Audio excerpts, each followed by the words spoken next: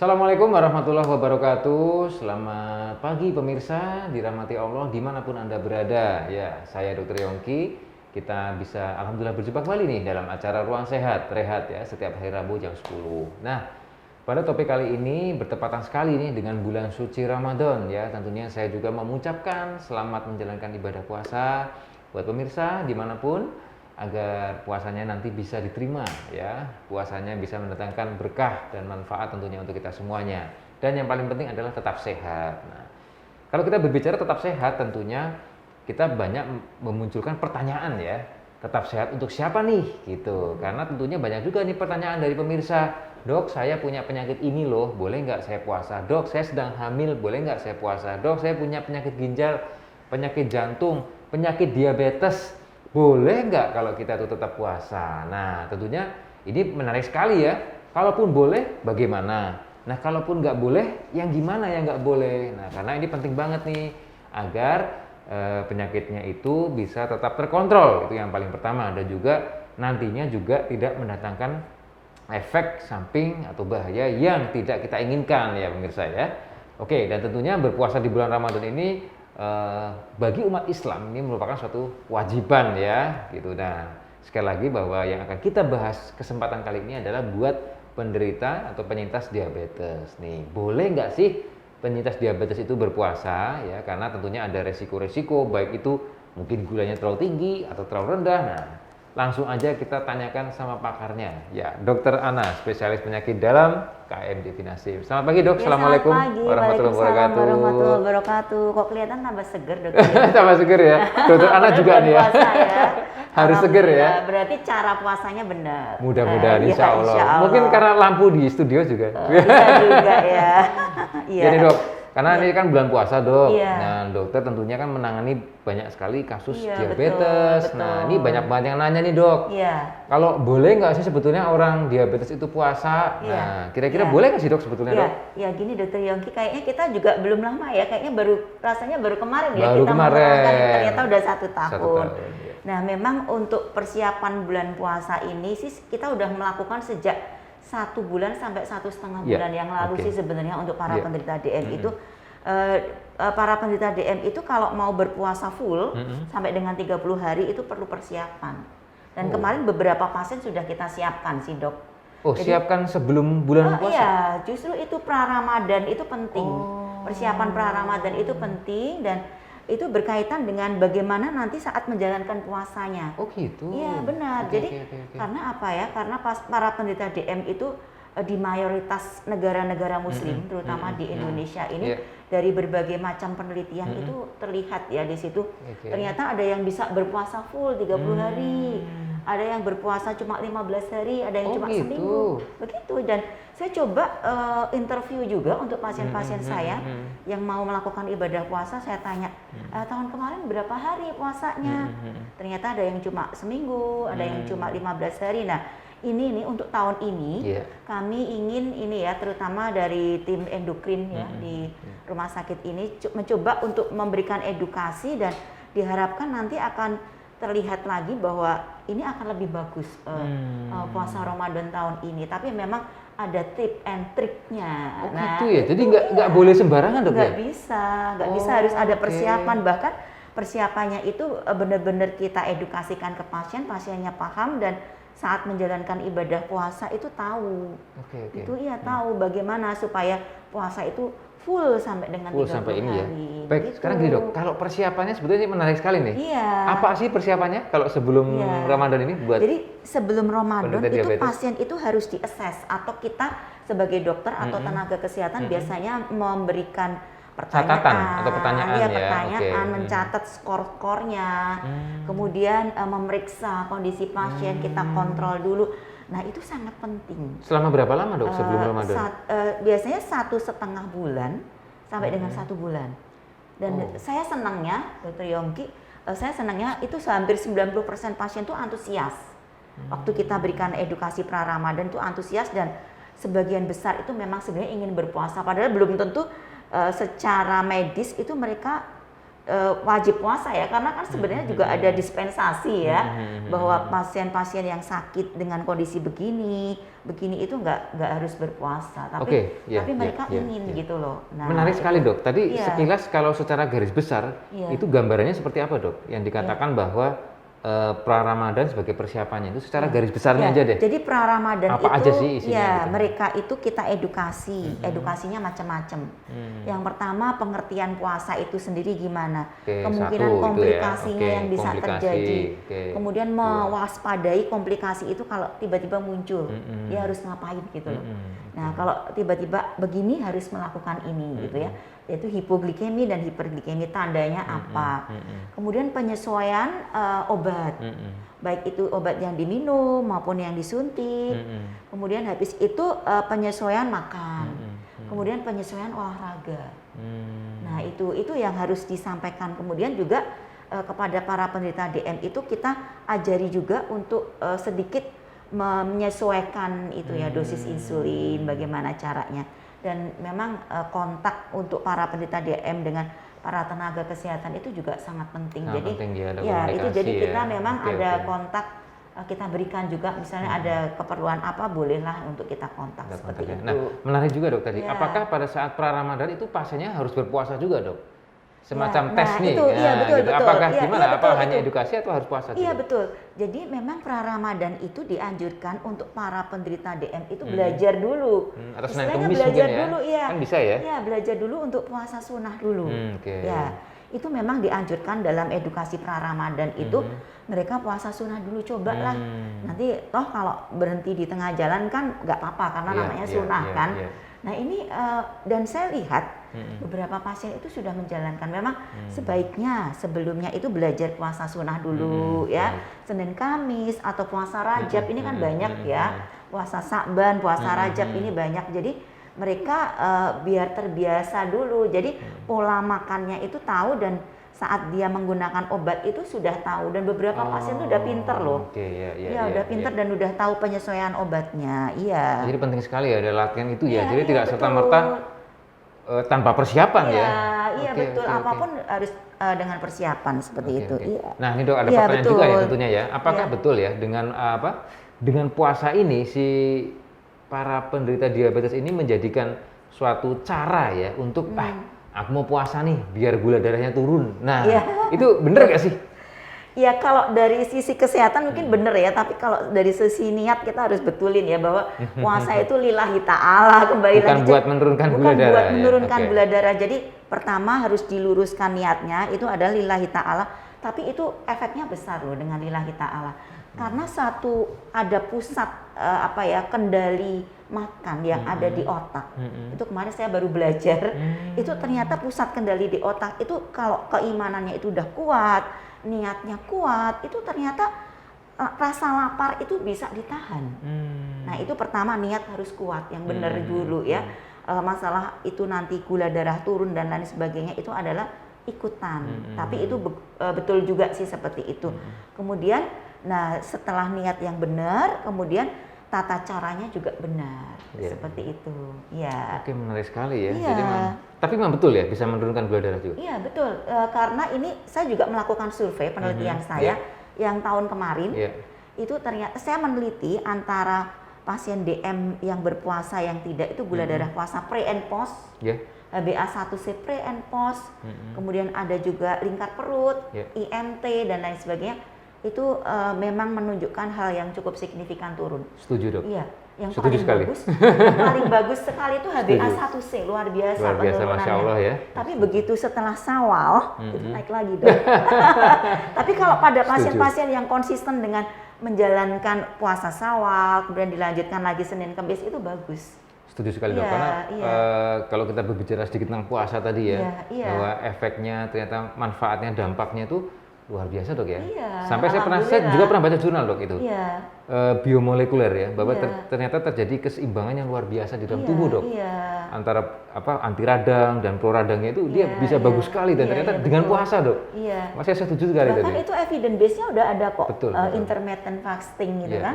Ada apalagi sekarang Wah, ini keren ya. Ramadan ini memang luar biasa. Cuma tadi niatnya ya, niatnya. jangan saya niat puasa, Mau menurunkan berat badan, menurunkan berat menurunkan gula. badan, terus Iya. menghilangkan penyakit, jangan ya. Itu Ya, bonus aja ya dok ya. bonus ya, tetap lillahi ta'ala Tetap nomor lillahi satu ta'alanya. itu tetap Oke. harus kuat karena ternyata itu terekam di dalam Oke. otak kita dan Harus itu ikhlas, iya, pasrah, betul. menyerahkan diri sepenuhnya ya. Ya, kepada jadi Allah. kalau orang DM puasa itu kan juga menahan emosi ya. Ini penting juga loh. Dengan emosi terjaga, itu biasanya gulanya ikut Iya, stabil. iya, iya. Karena nggak sedikit ya pasien itu mungkin keluarganya lapor, Iya, dok ini kok emosinan ya. Oh Iya, mungkin iya. gulanya naik. Nah seperti itu. Ternyata dengan mengendalikan emosi itu, gula darahnya juga ikut landai, landai, stabil. Luar biasa ya dokter Mantap ya. Yongki. Nah tadi kalau gula Iya. darahnya turun dok, sekarang ada pertanyaan juga dok. Beberapa Iya. pasien mengeluhkan dengan puasa kok gula darahnya malah naik. Nah, Nah, itu kenapa ini- itu? Ya ini memang untuk puasa Ramadan ini untuk pasien DM itu ada 4 komplikasi utama yang Oh, gitu, perlu oke. diperhatikan. Iya. Iya, iya. Yang tadi hipoglikemi Iya, bisa terjadi. gulanya rendah, Hiperglikemi oke. bisa terjadi juga. Bisa juga ya? Iya. Oke. Ya hiperglikemi terus kemudian ada dehidrasi. Dehidrasi. Kemudian yang keempat adalah penjendalan darah atau iya, trombosis. iya, Jadi iya. jangan heran kalau tiba-tiba ada pasien DM yang berpuasa kok kemudian stroke, serangan jantung, serangan ginjal, mungkin ada penyumbatan di mikrovaskuler atau Karena? makrovaskuler. Karena pada saat berpuasa kurang minum atau Oh. mungkin mengkonsumsi makanan yang tinggi-tinggi lemak Oh. sehingga terjadi penjendalan darah atau darahnya itu lebih kental. Nah ini yang terjadi. Nah ini nih Nah, saat ini bisa berbuka nih terjadi. ya, karena Iya betul. mungkin kalau Iya. tadi niatan kita apa Iya. ya, istilahnya ada yang mungkin kayak balas dendam ya. Wah, Betul. pokoknya pas buka nih. Makanya tadi kan yang perlu diatur apa? Pertama niatnya udah, Iya. kemudian bagaimana mengenal tanda-tanda iya. komplikasinya tadi, Iya, iya. kemudian mengatur pola makan. Ini pola makan saya membawa Nah, piring langsung ini. aja dok. Sekarang Ya, gimana dok? ini. Pola makan ya saat berbuka dan saat Ya. sahur nih untuk Ya. penderita diabetes saat puasa. Ya, Silakan dok, langsung saja. sebenarnya Ya. untuk pasien diabetes itu sangat mudah loh dokter Oh Yogi. gitu ya? Iya, untuk berpuasa dan sebelum puasa pun kita harus tahu dengan piring T Iya. ini. Ini piring yang sangat populer ya. Ini piring model Piring T. T ya, oke. Ya, ini dirancang oleh seorang ahli gizi yang cukup profesional. Nah, ini untuk piring T ini untuk penderita DM yang belum Iya. berpuasa ya. Tadi ini karbohidratnya cukup seperempat ini. Oh, seperempat aja. Iya, oke. karbohidratnya cukup seperempat, tapi kalau mau dihitung pakai tangan itu selepek gini loh. Nah, seperti ini. Jangan sampai seperempat tapi tinggi ya. Iya, segini. Ini ada gambarnya. Oke. Ya, ini apa yang dinamakan karbohidrat itu para penderita DM juga harus tahu. Roti, mie, kentang dan lain sebagainya Oke. ini ya. Kemudian untuk sayur dan buahnya bisa setengahnya. Ah, ya buah. Iya, Nah, sayur buah dan apa nggak buah. apa-apa dok? Kalau penderita Buah diabetes. yang tidak terlalu manis. Oh, contohnya Ya, dok mungkin. apel, pir, Masih seperti oke itu. ya? Masih oke Oke. itu apel sama pir, salak itu kan nggak manis, nggak terlalu manis ya. Ini di sini segini buah sama sayurnya. Kemudian untuk protein termasuk Daging, susu di ikan sini. gitu ya? Iya, di sini ya letaknya telur ya di sini. Jadi ini lauk pauknya. Nah, bagaimana kalau saat berpuasa? Karena Dok, tadi, sebentar dok. Iya. Tadi kalau misalnya untuk yang diabetes, susunya itu gimana dok kalau porsi di piringnya itu? Nah, kalau susu berarti kalau sudah dia minum susu, Mhm. berarti salah satu lauknya udah dikurangin. Oh, Iya, begitu. nggak boleh ya? Istilahnya Nggak dari boleh. porsi piring T itu Iya. tambahnya susu. Nah, itu tergantung dari apakah status gizi pasien itu underweight. Nah, kalau pada pasien dengan underweight memang boleh plus 1 gelas susu. Karena dia butuh sekitar 2100 kalori sampai 2300 Itu dengan kalori. konsep piring T itu dengan konsep Iya. makannya 3 kali dok ya? Ini makan 3 kali, Oke, belum pagi, puasa. siang, sore Iya. ya, untuk yang Pagi, tidak siang, puasa. sore, kemudian snacknya 2 kali. Snack 2 kali ya? 2 Oke. kali, jam Mhm. 10 pagi sama jam 4. 10 pagi dan jam 4 Iya, ya? itu Oke. sebaiknya memang buah. Snacknya buah, Ya, oke. sebaiknya Ya. seperti itu. Nah, kemudian kalau bulan puasa kan dibagi 2 Nah, tuh. itu gimana Nah, tuh? dibagi 2. Jadi gini, kalau bulan puasa makan besarnya dibagi Ya. 2, snacknya yang 3. Iya, iya, iya. Snacknya saat takjil. Kemudian, nah ini makan bukanya. Tadi kan ini ada seperempat itu Mhm. yang nggak dimakan. Karbohidrat ya? Karbohidrat ditambahkan aja di sini, Dokter Yongki. tambahkan Jadi di sini ya. 1/8. Ini 1/4 ditambahkan sedikit 1/8. Seperti itu untuk yang saat 1/8. buka. Kemudian saat sahur juga boleh seperti itu, 1/8-nya ditambahkan di Lah sini. yang lainnya sisanya? Yang lainnya sisanya juga ini ditambahkan di sini sedikit 1/8 gini. Jadi memang untuk penderita DM yang berpuasa itu porsi makan yang tadinya 3 kali bisa cuma dijadikan 2 kali. Jadi dia karbonya sedikit ditambah. Agak dirapel gitu ya? Agak Sedikit dirapel, tapi ya? boleh. Sedikit ya? Sedikit. Dan kalau misalnya biasanya snacknya lebih banyak, karena snacknya biasanya 3 kali. Nah, itu pas apa tuh? Takjil, Pas buka? setelah tarawih, Setelah tarawih? sama begitu bangun mau sholat malam, maksudnya. itu snack. Snack ya. Nah, Kemudian sholat bukanya? malam baru Porsi bukanya? porsi buka untuk Makannya? takjil. Makannya? Makannya tetap Biasanya? ini tadi takjil. Habis takjil itu ya? Habis takjil sholat maghrib, Terus makan dulu ya? obatnya diminum, sama injeksi atau suntikan injeksi, baru makan. Makan, oke. Makan karena yang segini kan menggantikan makan siangnya toh. Karena takjil itu menggantikan snack pagi toh. Snack pagi digeser ke sana, snack sore digeser ke setelah tarawih. Nah kan masih ada sedikit snack lagi. Snacknya buah itu tadi dok ya? Iya, sebaiknya buah. Nah, kalau misalnya udah kenyang ya perutnya, kalau misalnya ini 1/4 udah terlalu banyak, misalnya ini yang tambahan 1/8 tadi bisa diganti snack yang saat kita bangun malam tadi. Jadi begitu bangun malam kan misalnya bangunnya jam 3 apa jam 2. Itu snack dulu. Snack dulu. Habis snack sholat malam, mendekati waktu sahur. Waktu sahur itu 30 menit sebelum imsak. Itu anjurannya memang pada penderita DM itu mengakhirkan puasa itu baru makan obat atau suntik insulin yang sudah kita sesuaikan dosisnya baru makan. Seperti itu. Mengakhirkan puasa maksudnya 30 menit sebelum imsak. Imsak ya? Itu sudah harus selesai? Mulai. Oh baru mulai ya? Jadi di penghujung ya? Di penghujung. Karena kan disunahkan juga memang mendekat itu ya? Iya, itu bagus. Berarti ini luar biasa kan antara hadis Rasulullah, antara sunatullah dengan apa yang teori ada di kesehatan juga itu kesehatan memang cocok. ya. Oke. Dan jadi saat buka juga mengawalkan. Kalau kurma nih sering ditanyakan. Nah, betul sekali kurma tuh. Kurma itu cukup 1 sebagai sunnah untuk penderita sehari? Saat buka aja itu 1 takjil kurma. Terus habis itu buah silahkan. Kalau gitu. 3 nggak boleh ya? Ya kalau 3 berarti buah yang lain nggak usah ya Dokter Yongki ya? Gitu ya? Iya begitu. Ya. Jadi penting sekali ya pemahaman-pemahaman tentang kapan harus. Itu penting. Ya. Oke, ya menarik sekali nih ya. Dan caranya gimana dok untuk menjaga kestabilan gula darah ini biar tetap normal nih gitu? Iya, jadi memang sebenarnya orang DM itu dibagi menjadi beberapa kategori ya. Kategori yang pertama itu kategori ringan. Ini sangat bagus. Kategori ringan mungkin dia hanya minum metformin ya, atau mungkin dia hanya minum obat DPP-4 yang tidak membuat ngedrop ya gulanya. Itu bagus malahan kalau puasa ini. Dan obatnya nggak terlalu perlu disesuaikan lagi. Karena metformin yang diminum mungkin sekali saat dia menjelang tidur ya, biasanya kan metformin biasanya diminumnya setelah makan malam, itu nggak ada masalah, nggak perlu kita adjust. Di DPP-4 juga nggak perlu di-adjust gitu. Cuma yang sulfonylurea ini ya perlu, yang tadinya dimakan pagi dipindah ke makan buka. Dari yang makan pagi dipindah ke buka ya? Sebelum makan buka, yang tadi setelah takjil kurma, sholat, minumlah sulfonylurea. Iya, terus kemudian yang biasanya dimakan malam, itu bisa dimakan separuhnya, separuh tablet. Itu dipindah ke sahur. Ya. Nah, Oke dok, iya bagus. menarik sekali ya nih. Jadi kita banyak diberitahu nih tentang bagaimana ternyata untuk para penderita diabetes ya ada tips and triknya ya. Jadi tidak sembarangan nih asal-asalan, dan pemantauannya benar-benar harus dikomunikasikan tadi yang paling penting ya dengan dokter yang memegang DPJP-nya ya, itu paling penting ya. Oke dok, nih kayaknya waktunya udah mau hampir habis dok, dan mungkin buat closingnya tipsnya ini apa dok untuk para penyintas penderita diabetes ini dok? Silakan.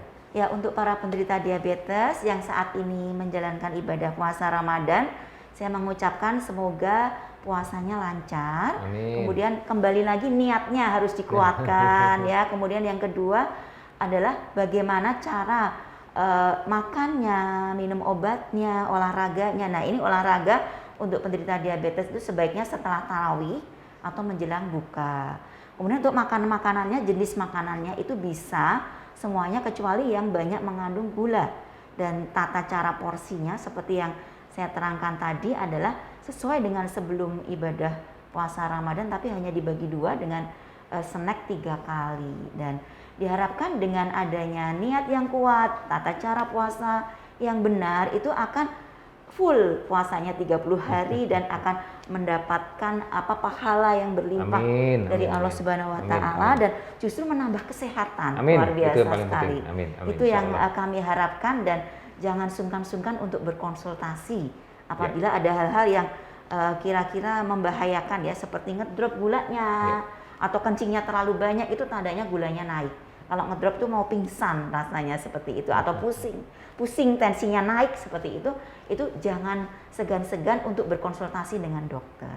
Saya kira itu Baik. Dokter Yongki. Baik, terima kasih Dokter sekali. Ana, spesialis penyakit dalam KM Definasi, sangat lengkap ya pembahasannya Iya. tentang tips nih buat para penyintas penderita diabetes mellitus, dan tentunya buat pemirsa nih yang misalnya nih kebetulan punya diabetes atau bapaknya, saudara, kakeknya, jangan lupa tadi ya sudah diterangkan. Yang paling penting satu adalah mengatur nih bagaimana tadi sudah diterangkan tentang tata cara atau pola makannya nih buat penyintas penderita diabetes yang ingin puasa, yang pertama ya. Kemudian yang kedua adalah jangan lupa untuk minum air putih ya, untuk menghindarkan dari terjadinya dehidrasi, karena resikonya juga tinggi, bisa nanti berefek kemungkinan juga untuk stroke dan lain sebagainya. Dan tentunya yang berikutnya adalah, yang paling penting adalah jangan lupa olahraga, dan juga untuk ini yang paling utama nih ya, untuk berkonsultasi terlebih dahulu ya dengan dokter yang merawat saudara-saudara panjenengan semua ya, karena konsultasi itu nanti mungkin dokternya lebih tahu nih ya, pastinya dong lebih tahu ya untuk dosisnya bagaimana, makanannya mungkin akan diedukasi lebih detail lagi. Baik, saya kira cukup sekian dari kami di Ruang Sehat. Saya Dokter Yongki dan Dokter Ana. Kami undur diri, mudah-mudahan bermanfaat untuk semuanya. Terima kasih. Wassalamualaikum warahmatullahi wabarakatuh. Waalaikumsalam warahmatullahi wabarakatuh.